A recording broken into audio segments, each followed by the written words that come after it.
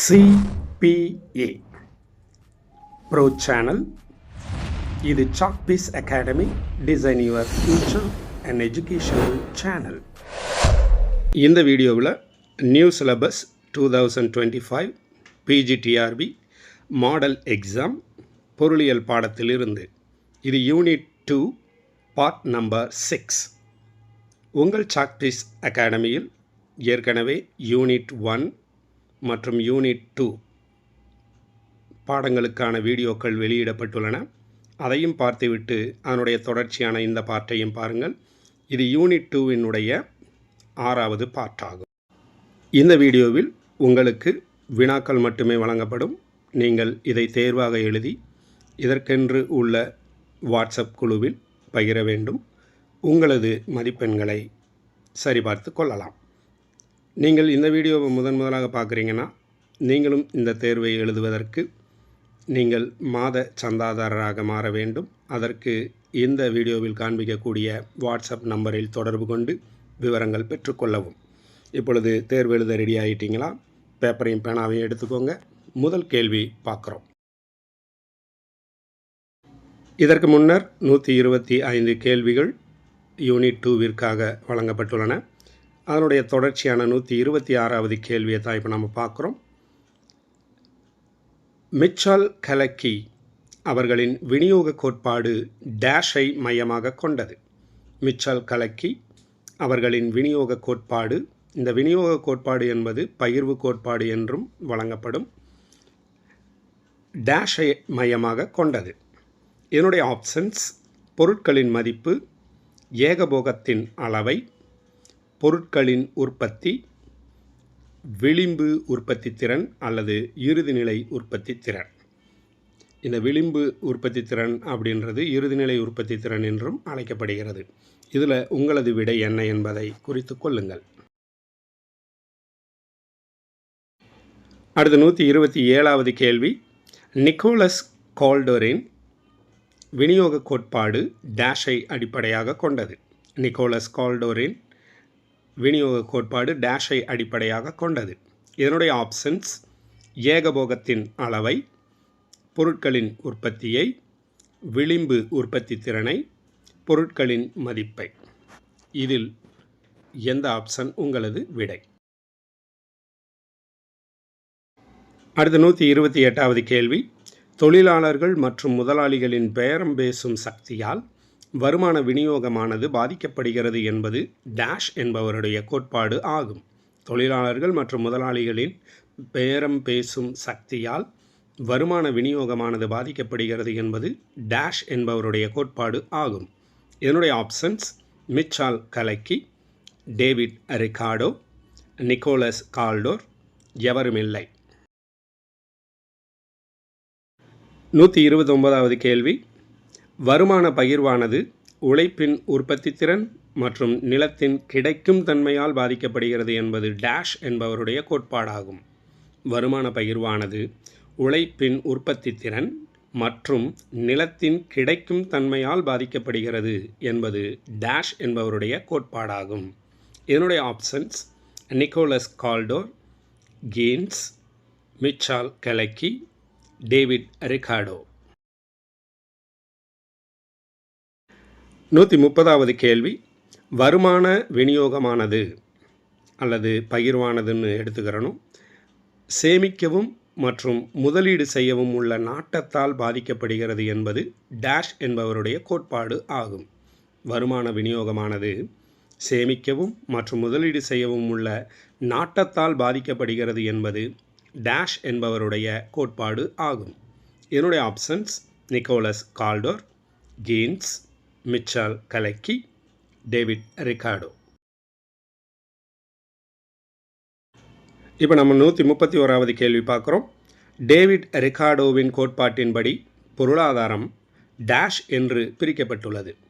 David ரிகார்டோவின் கோட்பாட்டின்படி பொருளாதாரம் dash என்று பிரிக்கப்பட்டுள்ளது. அதாவது டேவிட் ரிகார்டோ பொருளாதாரத்தை 2 வகையாக பிரிக்கிறாரு.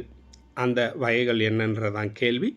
இதனுடைய ஆப்ஷன்ஸ்: தொழில்துறை மற்றும் தொழில்நுட்பத்துறை, அடுத்து தொழில்துறை மற்றும் விவசாயத்துறை, அடுத்து விவசாயம் மற்றும் தொழில்நுட்பத்துறை, அடுத்து விவசாயம் மற்றும் பொதுத்துறை. இதில் உங்களது விடை எது? 132வது கேள்வி. உற்பத்தியில் பயன்படுத்தப்படும் மூலதனம் டேஷ் என இரு வகைகளாக பிரிக்கப்பட்டுள்ளது. உற்பத்தியில் பயன்படுத்தப்படும் மூலதனம் டேஷ் என இரு வகைகளாக பிரிக்கப்பட்டுள்ளது. அதாவது உற்பத்தியில் பயன்படுத்துகிற மூலதனத்தை 2 வகையாக பிரிச்சிருக்கிறாங்க. அந்த 2 வகைகள் என்னன்றது தான் கேள்வி. இதனுடைய ஆப்ஷன்ஸ்: நிலை மூலதனம், நிலையற்ற மூலதனம், சுழல் மூலதனம், சுழலற்ற மூலதனம், அடுத்து நிலை மூலதனம், சுழலற்ற மூலதனம், அடுத்து நிலை மூலதனம், சுழல் மூலதனம். 133வது கேள்வி. ஊதியம் வாழ்வாதார மட்டத்திற்கு மேல் இருக்கும்போது மக்கள் தொகை டேஷ். ஊதியம் வாழ்வாதார மட்டத்திற்கு மேல் இருக்கும்போது மக்கள் தொகை டேஷ். இதனுடைய ஆப்ஷன்ஸ்: குறையும், சமமாக இருக்கும், அதிகரிக்கும், எதுவுமில்லை. அடுத்து 134வது கேள்வி. ஊதியம் வாழ்வாதார மட்டத்திற்கு கீழ் இருக்கும்போது மக்கள் தொகை டேஷ். ஊதியம் வாழ்வாதார மட்டத்திற்கு கீழ் இருக்கும்போது மக்கள் தொகை டேஷ். இதனுடைய ஆப்ஷன்ஸ்: குறையும், சமமாக இருக்கும், அதிகரிக்கும், எதுவுமில்லை. அடுத்து 135வது கேள்வி. மூலதனம் குவியும் போது உழைப்பு சக்தி டேஷ். மூலதனம் குவியும் போது உழைப்பு சக்தி டேஷ். இதனுடைய ஆப்ஷன்ஸ்: நிலையானது, வளரும், குறையும், எதுவுமில்லை. 136வது கேள்வி பார்க்குறோம். தொழில்துறையில் டேஷ் கணக்கில் லாப வீதம் சார்ந்துள்ளது. தொழில்துறையில் டேஷ் கணக்கில் லாப வீதம் சார்ந்துள்ளது. அதாவது தொழில்துறையில் எதை கணக்கில் எடுத்துக்கிட்டு லாப வீதம் கணக்கிடப்படுகிறது அப்படின்றது தான் இதனுடைய உள்ளார்த்தம். அடுத்து இதனுடைய ஆப்ஷன்ஸ் பார்த்தோம்னா, உற்பத்தி பொருள்களின் கணக்கில், பணத்தின் கணக்கில், தானியத்தின் கணக்கில், ஏதுமில்லை. இதுதான் இதனுடைய ஆப்ஷன்ஸ். அடுத்து 137வது கேள்வி. விவசாயத்தில் டேஷ் கணக்கில் லாப வீதம் சார்ந்துள்ளது. விவசாயத்தில் டேஷ் கணக்கில் லாப வீதம் சார்ந்துள்ளது. இதனுடைய ஆப்ஷன்ஸ்: விற்பனை, பணத்தின், தானியத்தின், ஏதுமில்லை. 138வது கேள்வி. கார்ல் மார்க்ஸ் தனது கோட்பாட்டில் டேஷ் என்ற கருத்தாக்கத்தை புறக்கணிக்கிறார். கார்ல் மார்க்ஸ் தனது கோட்பாட்டில் டேஷ் என்ற கருத்தாக்கத்தை புறக்கணிக்கிறார். இதனுடைய ஆப்ஷன்ஸ்: இறுதிநிலை செலவு, குறைந்து செல் விளைவு விதி, வளர்ந்து செல் விளைவு விதி, உற்பத்தி செலவு. இதில் விதின்ற வார்த்தைகள் பயன்படுத்தலை, அதையும் சேர்த்து கொள்ளுங்கள். இதனுடைய ஆப்ஷன்ஸ்: இறுதிநிலை செலவு, குறைந்து செல் விளைவு விதி, வளர்ந்து செல் விளைவு விதி, உற்பத்தி செலவு. அடுத்து 139வது கேள்வி. கீழ்கண்டவற்றுள் எது கார்ல் மார்க்ஸ் கருத்திலிருந்து வேறுபட்டது? கீழ்கண்டவற்றுள் எது கார்ல் மார்க்ஸ் கருத்திலிருந்து வேறுபட்டது? இதனுடைய ஆப்ஷன்ஸ்: உபரி கோட்பாட்டை அடிப்படையாக கொண்டது, குறைந்து செல் விளைவு விதியை புறக்கணிக்கிறது, வாரத்திற்கும் லாபத்திற்கும் வேறுபாடு ஏதுமில்லை, உழைப்பு ஒரு உற்பத்தி காரணியாகாது. அடுத்து 140வது கேள்வி. ஒரு உற்பத்தி பொருளின் மதிப்பு என்பது அந்த உற்பத்தி பொருளை உற்பத்தி செய்ய தேவைப்படும் உழைப்பின் அளவை கொண்டே நிர்ணயிக்கப்படுகிறது என்று கூறியவர். ஒரு உற்பத்தி பொருளின் மதிப்பு என்பது அந்த உற்பத்தி பொருளை உற்பத்தி செய்ய தேவைப்படும் உழைப்பின் அளவை கொண்டே நிர்ணயிக்கப்படுகிறது என்று கூறியவர். இதனுடைய options: David Ricardo, Karl Marx, Nicholas Kaldor, Michal Kalecki. 141வது கேள்வி. உழைப்பின் இரு வகைகள். உழைப்பின் இரு வகைகள், அதாவது உழைப்பை 2 வகையாக பிரிச்சிருக்கிறாங்க. அந்த வகைகள் என்னன்றதான் கேள்வி. இதனுடைய ஆப்ஷன்ஸ்: அவசிய உழைப்பு, உபரி உழைப்பு. அவசிய உழைப்பு, அவசியமில்லா உழைப்பு. உபரி உழைப்பு, அவசியமில்லா உழைப்பு. கடின உழைப்பு, கடினமில்லா உழைப்பு. 142வது கேள்வி. தொழிலாளி பெறும் கூலி விகிதம் உழைப்பு சக்தியின் மதிப்புக்கு டேஷ். தொழிலாளி பெறும் கூலி விகிதம் உழைப்பு சக்தியின் மதிப்புக்கு டேஷ். இதனுடைய ஆப்ஷன்ஸ் மாறா விகிதம், எதிர் விகிதம், சமம், ஏதுமில்லை. அதாவது தொழிலாளி பெறும் கூலி விகிதமானது உழைப்பு சக்திக்கு எந்த விகிதத்தில் இருக்கும்ன்றது தான். மாறா விகிதமா, எதிர் விகிதமா, சமமா, இல்லை ஏதுமில்லையா? அடுத்து 143வது கேள்வி பார்க்குறோம். கார்ல் மார்க்ஸ் கருத்துப்படி உபரி மதிப்பு டேஷ் இடையே பகிர்ந்தளிக்கப்படுவது வலியுறுத்தப்படவில்லை. கார்ல் மார்க்ஸ் கருத்துப்படி உபரி மதிப்பு டேஷ் இடையே பகிர்ந்தளிக்கப்படுவது வலியுறுத்தப்படவில்லை. இதனுடைய ஆப்ஷன்ஸ் தொழிலாளர்களுக்கிடையே, வியாபாரிகளுக்கிடையே, நிலப்பிரபுகளுக்கிடையே, எவருமில்லை. இதில் உங்களது விடை எது? 144வது கேள்வி. கீழ்கண்டவற்றுள் எது உபரி வீதத்தை உயர்த்த முடியும்? கீழ்கண்டவற்றுள் எது உபரி வீதத்தை உயர்த்த முடியும்? இதனுடைய ஆப்ஷன்ஸ் உழைப்பு நேரத்தை குறைப்பதால், உண்மை ஊதிய விகிதத்தை குறைப்பதன் மூலம், உழைப்பின் உற்பத்தி திறனை குறைப்பதன் மூலம், எதுவுமில்லை.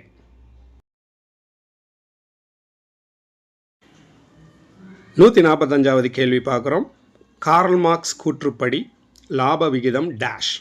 கார்ல் மார்க்ஸ் கூற்றுப்படி லாப விகிதம் டேஷ். அதனுடைய சூத்திரம் என்ன என்பதை கேள்வி.